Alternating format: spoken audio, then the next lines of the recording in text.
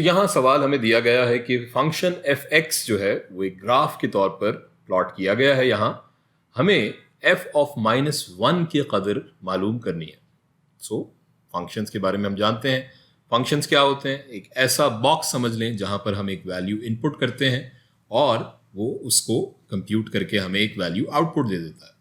यहाँ जो हमारा फंक्शन है वो एक ग्राफ की सूरत में मौजूद है और हमें कहा गया है कि अगर x की कदर -1 हो तो इस फंक्शन की कदर क्या होगी। यहाँ इस ग्राफ पर देख लेते हैं कि हमारा x -1 कहाँ है। ये हमारा -1 है x, और यहाँ अगर हम ये ग्राफ पर देखें इस फंक्शन को, तो इस नुक्ते पर ये ग्राफ कहाँ मौजूद है?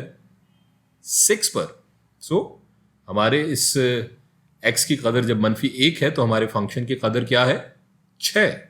हम लिख सकते हैं f of -1 is equals to 6।